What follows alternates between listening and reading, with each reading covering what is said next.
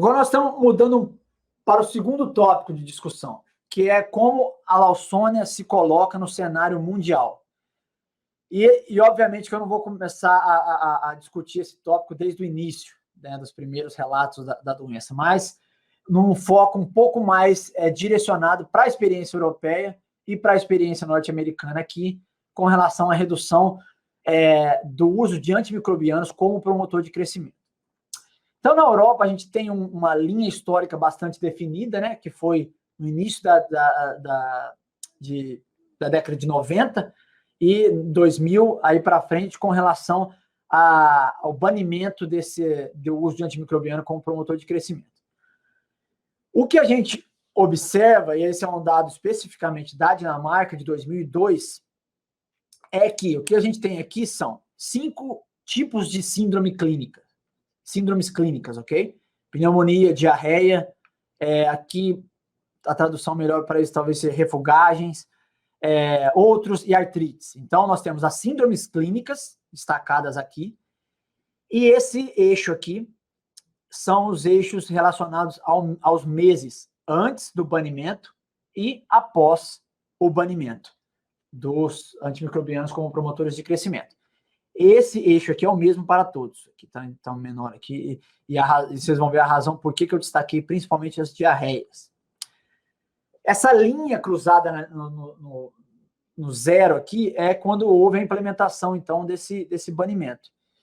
O que a gente observou, né, principalmente na Dinamarca, nesse caso aqui, é uma incidência, até de uma forma até explosiva, de sinais clínicos de diarreia, mas especificamente no final na fase de creche, ou até mesmo mais para o final da creche. O que não ocorreu em outras síndromes, né?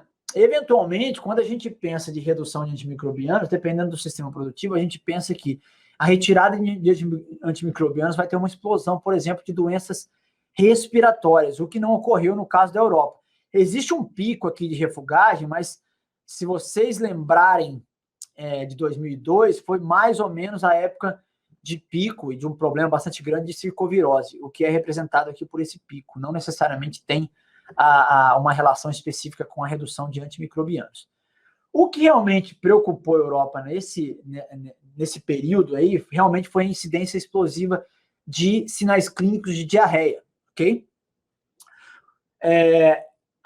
Como eles mediram esses sinais clínicos de diarreia, está aqui nesse eixo aqui, que é a proporção de animais tratados, né? Ou seja, os animais foram tratados por quê? Porque eles estavam com diarreia, por isso que é essa mensuração aqui, só para esclarecer.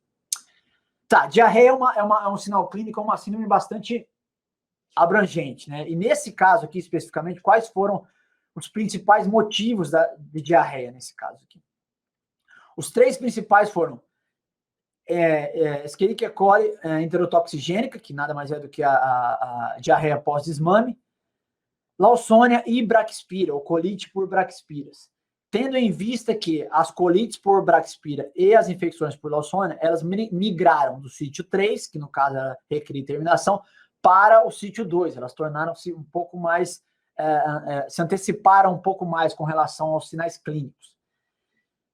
Braxpira, no caso da Europa, Lawsonia, principalmente Braxpira pyloscoli, Lawsonia e Escherichia coli são doenças, de uma maneira geral, endêmicas na população. Então, o que é importante quando a gente olha a doença endêmica? Nós vamos falar isso um pouco mais tarde.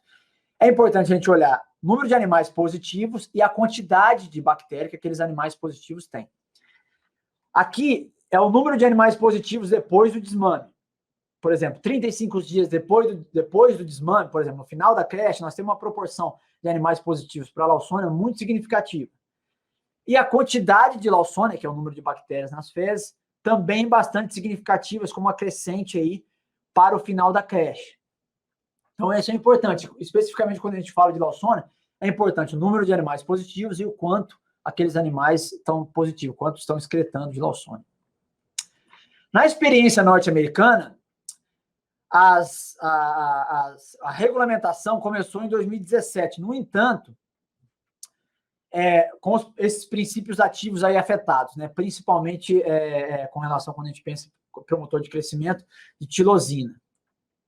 e tetraciclina, dependendo do sistema também. Apesar de ter começado em 2017, a fase de transição, que foi basicamente uma consulta ao público, reuniões com veterinários, reuniões com produtores, que envolveram reuniões com produtores e veterinários, elas começaram em 2015. Por que eu estou dizendo isso? Porque eu acho que isso é importante, sobretudo para a aplicação no Brasil, que está começando a ter uma movimentação nesse sentido aí no Brasil também. É a integração e o engajamento da indústria, e não somente dos órgãos regulatórios, que vem como uma coisa como se fosse de cima para baixo. Isso foi bastante importante aqui, está sendo bastante importante, na medida que esses princípios ativos, a regulamentação e a proibição aumentam, né? A tendência é aumentar a ano a retirada de uma ou duas ou três classes de antimicrobianos. Quando a gente pega Estados Unidos e Europa, e minha próxima apresentação me comprometo a trazer talvez uma do Brasil aí, eles são sistemas diferentes e dependendo da ocasião, a gente pode colocar o Brasil como mais próximo a um ou mais próximo a outro. Por exemplo, na Europa, com a redução e a proibição de promotores de crescimento, houve se acresceu uma semana de desmame. Então, a semana de desmame tornou-se com 28 a 30 dias. Existem alguns sistemas aqui que começaram a fazer isso também, já prevendo uma potencial explosão de Escherichia coli com a retirada de antimicrobianos. Então, talvez isso seja uma coisa que o Brasil possa tentar fazer ou possa tentar aplicar em determinadas situações, já que no Brasil os grandes sistemas ainda trabalham com 21 dias de desmame.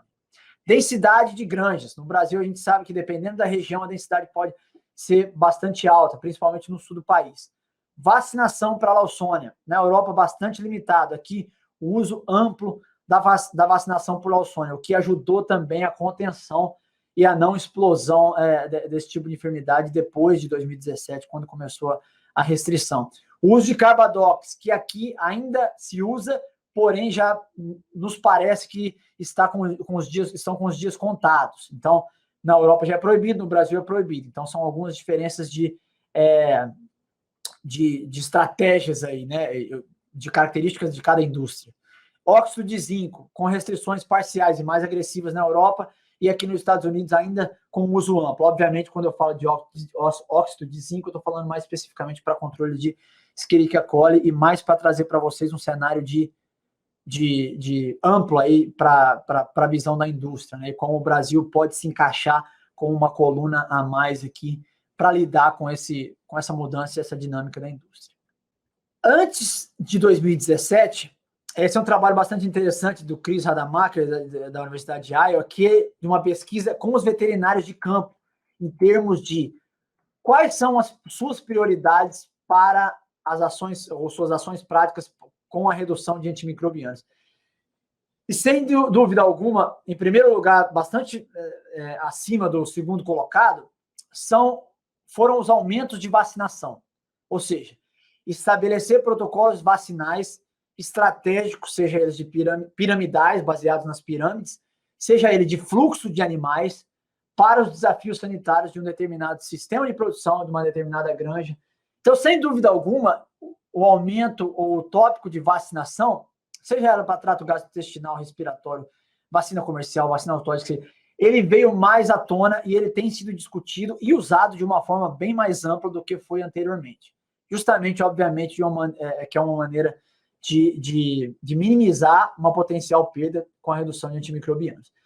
E depois a gente tem biosseguridade, eu não vou de cada um aqui, mas o destaque aqui principal é que a gente vê realmente um destaque maior para a preocupação em vacinação com a restrição de antimicrobianos. Com relação ao diagnóstico, o que a gente aprende, o que a gente tem aprendido com o diagnóstico de Lawsonia nesse cenário dinâmico? Principalmente a seleção dos animais para o diagnóstico e as estratégias de monitoramento da doença, especificamente de Lawsonia.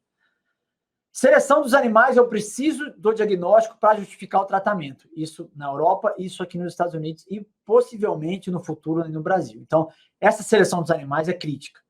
Estratégias de monitoramento, eu já mencionei algumas anteriormente, que é uma doença endêmica. Então, além do PCR positivo, é importante a gente saber o quão positivo é esse PCR, quanto de Lawsonia o animal está excretando. Por isso que os valores de CT, que é aquele PCR semi-quantitativo, é importante. Esses animais estão positivos. Como está a soroconversão desses animais? Como é que está a curva de exposição desses animais? Está mais próxima da creche? Está mais próxima da terminação? Como é que eu posso utilizar a estratégia vacinal e, eventualmente, se for o caso, os pulsos de medicação? Então, esses são cenários e são estratégias importantes, né? Como eu mencionei anteriormente, um patógeno endêmico, eu tenho que ter cuidado e eu tenho que ter uma interpretação dos resultados positivos de uma maneira mais estratégica, né? O quanto de positivo de PCR justifica a intervenção. E como está a dinâmica de infecção dos títulos de anticorpo, essa curva sorológica, como é que ela está se comportando.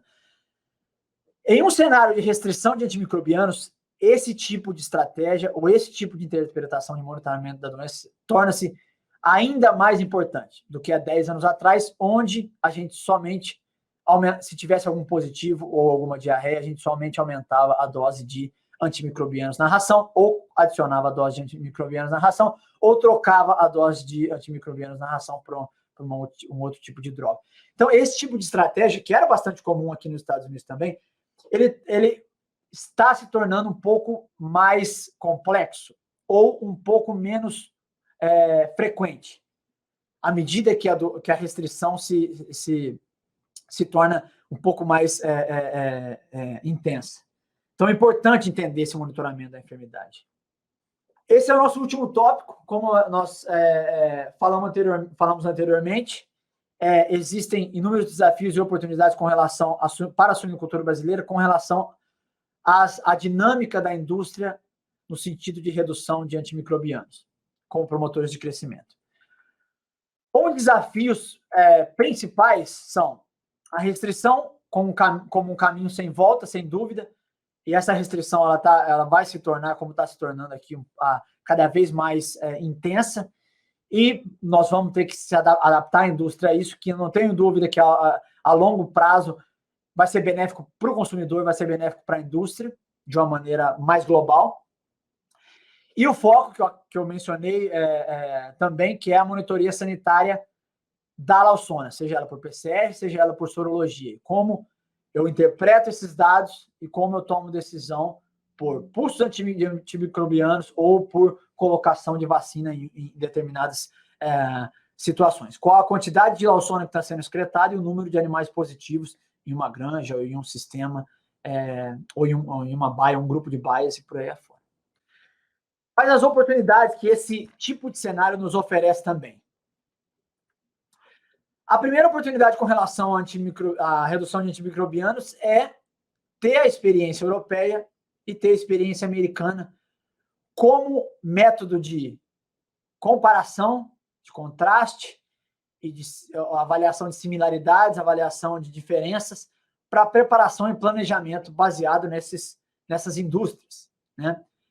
Além disso, qual o tipo de engajamento que nós podemos utilizar entre os órgãos reguladores, a academia, a indústria, os veterinários, os produtores, para que essa transição seja de forma menos agressiva e de forma menos traumática para todos esses lados aí da indústria, as partes que estão envolvidas na indústria.